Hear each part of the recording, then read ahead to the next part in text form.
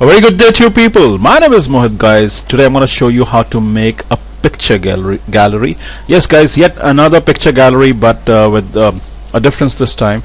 Not only does this picture gallery advance to the next frame automatically, it also has thumbnails at the bottom of the pictures, and when you click on the thumbnails it will actually go to the frame which belongs to that thumbnail picture. Okay, so we can also control the picture gallery manually, and it advances to the next picture as well automatically. I think things will become much more clear when I show you a published preview guys. So hitting Control Enter on my keyboard to test the movie, and this is the first picture guys, and after 2 seconds it goes to the second picture, the third picture, loops back to the very first picture. Guys, I've used 3 pictures and 3 thumbnails, but you should feel free to use as many pictures and thumbnails as you want. This is just an example guys, just a test file. Alright, but if you understand the logic, you're good to go. Right, now let's consider this example guys. I have these 3 thumbnails. Let me say I wish to go to this this picture, the first one, and when I click on it, the first picture is shown and it stays put. Not only does this picture gallery auto advance, when you click on a specific thumbnail it shows the respective picture, and as long as you hover over that specific picture guys, that picture will be shown. And the moment I come off that picture, let's say into this black area, the slideshow auto advances once again. So beautiful, which means that when you click on the thumbnail it goes to the respective picture. As long as you are on the thumbnail guys, it will stay put, it will stand its ground, and the moment you come off into the the black area, when you take the mouse to the black area, come off the thumbnail, it will start auto advancing once again guys. And let me do the same thing with the second picture.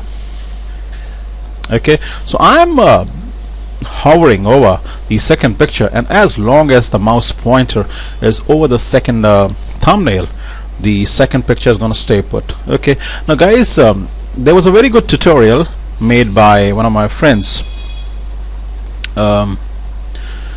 and he made a similar project, but the only difference in that project and this project is I wanted to have the fade in effect. Okay, and trust me guys, I worked on this idea for many hours. I could make the the picture gallery pretty easily, but having the fade in effect included with the kind of gallery that I've made was not a very easy job. It approximately I just did nothing but thought for 3 hours, and this is what I came up with.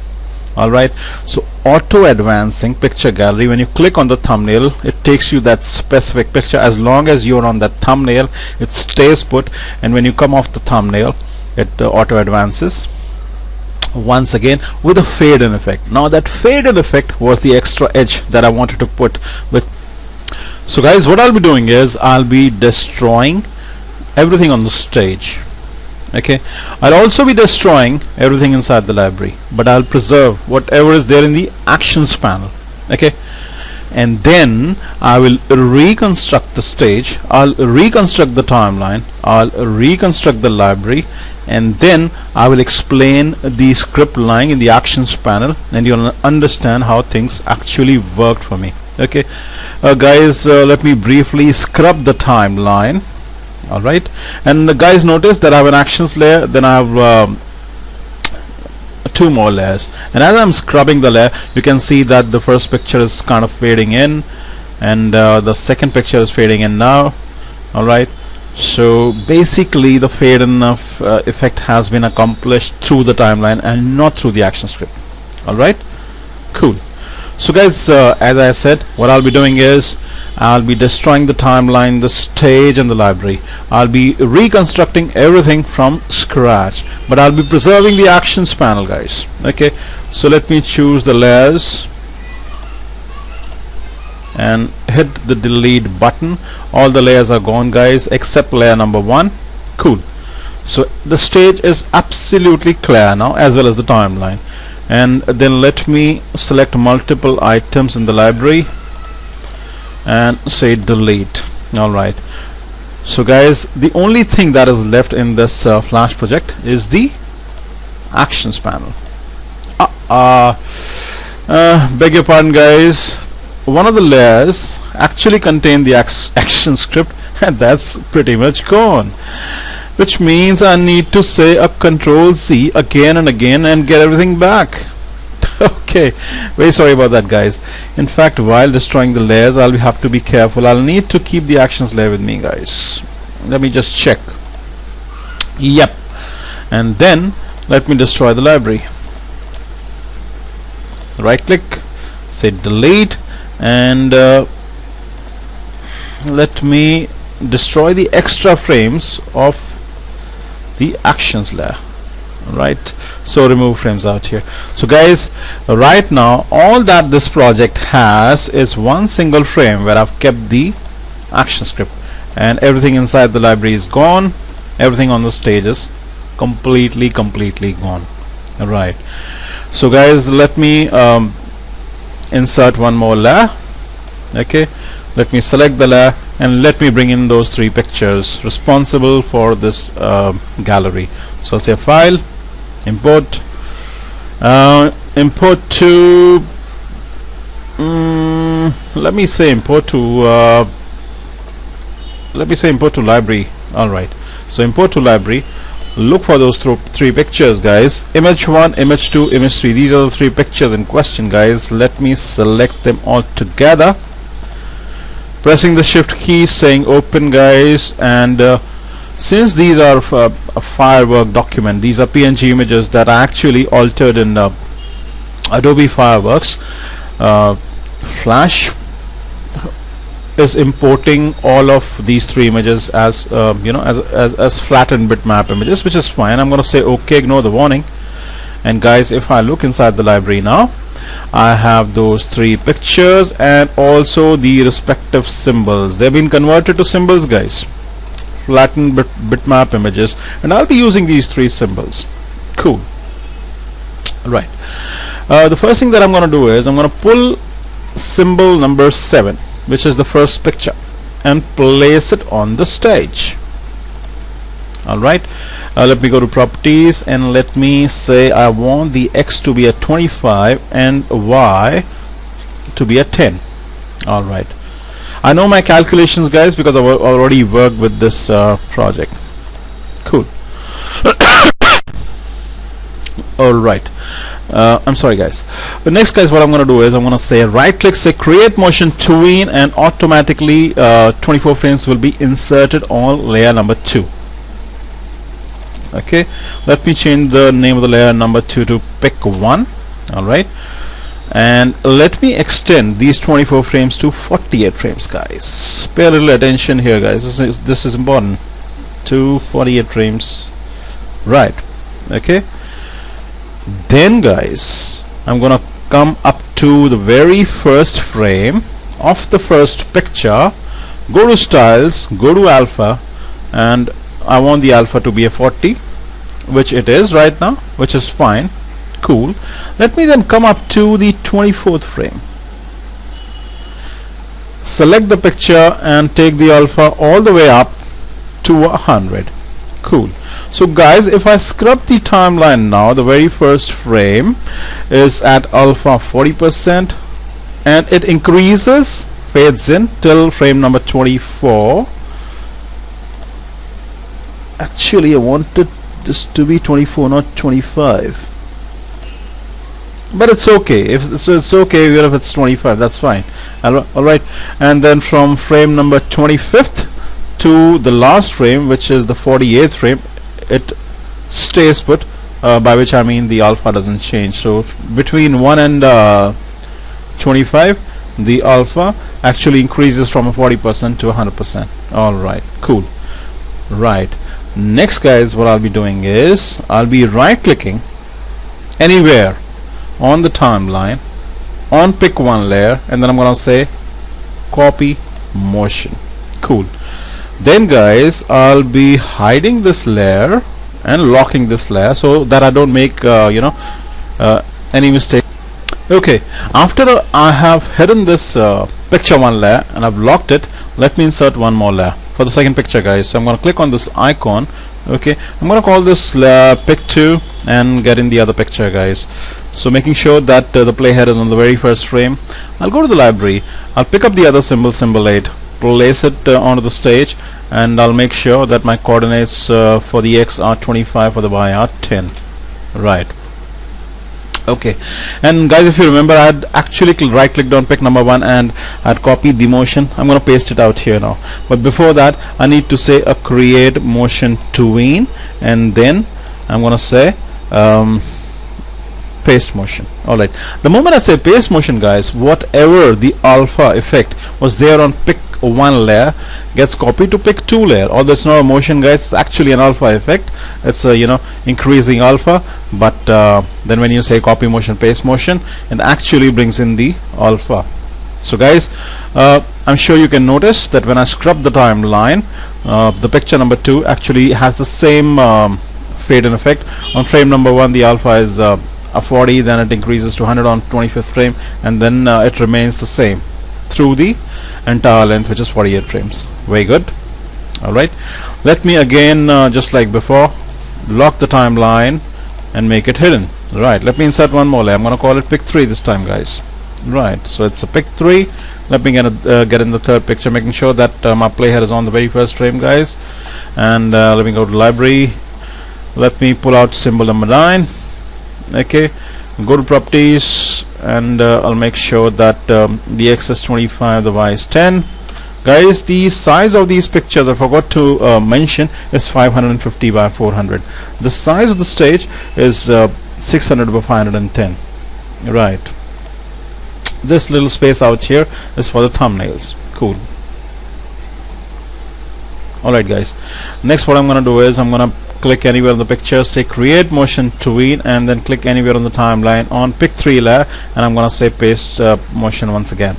Alright, so guys, the effect that was there on pic 1 layer, pic 2 layer has come on pic 3 layer also, the same alpha effect, guys. Very, very nice. Okay, next guys, what I'm gonna do is I'm gonna come off the hidden and the locked properties on layer pic 1, pic 2 layers, and then let me do some adjustments. I'm gonna click on the very first frame on pic number 2.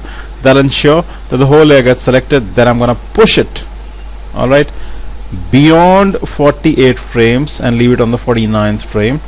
Then I'm gonna do the same thing with pic number 3. Select the very first layer, the frame, that'll select the entire layer, push the layer beyond 96 frames, and I'll leave it out here. Okay, I have left it on the, let me check, this is frame number 49 and this is frame number 97. Alright, so guys, now if I scrub the timeline, you can see that the first picture fades in nicely, the second picture is fading in nicely, the third picture fades in nicely, and let me do one thing. Let me select the whole chunk of ActionScript, a Control A, and then let me, for the time being, apply a block comment rendering the ActionScript useless for some time. Alright, let me hit Control Enter to test the movie, guys. And guys, without the ActionScript, you can notice that the first picture fades in nicely, the second picture fades in nicely, the third picture will soon come and fade in very nicely, and it's looping. It's looping. It's an endless loop, guys. Very, very good.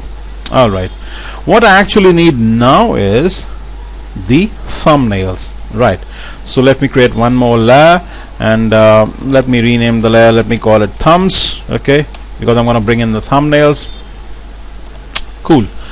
And let me go to the library, guys, and let me pull out the same symbols all over again. Let me go to properties. Let me make sure that the width and the height are locked together, and then let me select a width of 100. In doing so, the height will automatically crunch itself. Let me change the type of the the symbol from a graphic to a movie clip. Right, and I beg your pardon. And then, guys, I need to get this thumb down out here, and let me place it the way it was. That was a 25 and 10. Alright, so guys, what I actually did was I used the same graph, the symbol, and just converted it from a graphic to a movie clip, and also crunched the size, and now it is 100 by 72.70. 100 by 72.70. That's correct. That's the height. Okay. Similarly, guys, from the library, I'm gonna get in symbol number 8. Okay. I'm gonna convert it from a graphic symbol to a movie clip symbol. Okay. I'm gonna crunch the size to width 100 by 72 approximately, and let me then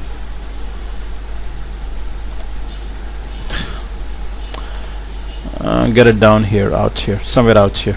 Okay, let me keep it out for the time being, and right, let me get the third picture out as well. Okay, convert it from a graphic to a movie clip symbol, the size to 100 by 72 roughly. Let me place it out here. Right, let me select all the 3 thumbs together. Let me move them to the right just that wee bit. Let me go to this let me open up the Alliance panel, then let me say distribute horizontal center. That's it. And then let me get this picture back where it belonged. That was 25x 10y. Right. Okay, so guys, things seem all set up for me now. Cool. So guys, let me test the movie all over again. So Control Enter on my keyboard. That's the first picture fading in, second picture fading in, third picture fading in, and all these 3 thumbs out here at the bottom, guys. 3 thumbs. Okay, but as I said, guys, I'm using 3 thumbs, but you should feel free. You can use 4 or 5 as well. That's absolutely all right. Right. Next, guys, what I'm gonna do is I'm gonna select these thumbs, and I'm gonna give them instance name. I'm gonna call them T1, T2, and T3. Okay, T for thumb, T2 out here, and for the third picture, the owl picture, I'm gonna give it an instance name of T3. T3 for the third picture. Right. Okay, now I'm gonna go back to the actions panel, guys. Alright, and let me remove the comment, which means that now the action script that I've written comes into action. Let me test it. Right. And guys, now this project is fully functional, which means these buttons, these thumbs are actually working now. So when I click on the very first picture and keep my mouse hovered over the very first picture, the slideshow halts. It pauses. It does not go to the next slide. And the moment I come off the very first picture, guys, you can notice that it's auto advancing now after a gap of every 2 seconds. Similarly, if I were to click on the very second picture, guys, the Rocky Mountainous picture, you see that it actually gets in the Rocky Mountainous picture, and it halts there as long as my mouse pointer is over the.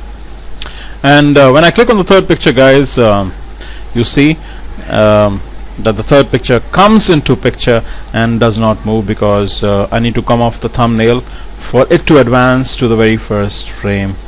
So guys, which means that through these thumbnails I can control which picture should be sitting in front of you. Also, the moment I come off the thumbnail, only then does the slideshow auto advance. Very good, guys, very nice. And it's a fade in, fade out. It's a fade in picture gallery.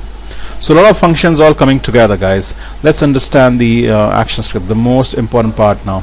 Alright, let's see what I've done. Guys, I've imported a few classes, the timer class, the timer event, the mouse event, which is but fine. Now what I've done is, guys, if you remember in lines 6, 7 and 8, T1, T2 and T3, these are the these are the instance names of the 3 thumbs. Okay, let's skip lines 6, 7 and 8. We'll come back to them. Let's also skip lines 10, 11, 12 and 13. Let's straight away jump to 16, 17 and 18. Now the thumbs which have been given an instance name T1, T2, T3, we have added event listeners to them of the type click, and whenever somebody clicks on these thumbs, it's gonna fire off a function FL mouse click handler. Let's see what this function mouse click handler actually does. Okay, so if event.target is equal to T1, which in other words, which means that if the thumb clicked is T1, the first thumb, go to and play 1. So basically go to frame number 1 where the first picture is placed and play. Alright, and also at the same time start the timer. Now what is the timer? I've created a timer out here, so variable timer, the type timer is new timer. Created an instance of a timer, and this timer fires off every 1000 millisecond, guys, and it fires off just once. This is the delay and this is the repeat count. Fires off just once, and all that this timer does is it comes to a stop, but then it comes to a stop only after 1 second. So what will happen is if the current target is T1, it'll go to the very first frame, it'll start playing, the playhead will move on for 1 single second, the timer will get ticked off, and after 1 second the playhead should come to a stop. So what will happen is that if somebody clicks on the very first thumb, guys, very first thumb, the playhead would come here, it'll move on for 1 second, and then it'll come to a halt this way. Right, okay, so alright, and let's see what I've done out here in lines 6, 7 and 8. What I've done here is I've added yet another event listener, which is again a mouse event of the type mouse out. So the moment you take your mouse off T1, T2 or T3, it's going to perform a function which is go again. Okay, and let's see what this function go again does. It stops the timer. So if the timer is in action, it will stop the timer, and since the playhead had been stopped, it'll play the it'll start it'll make sure that the playhead is then pushed through the play parent semicolon method. Guys, if you notice,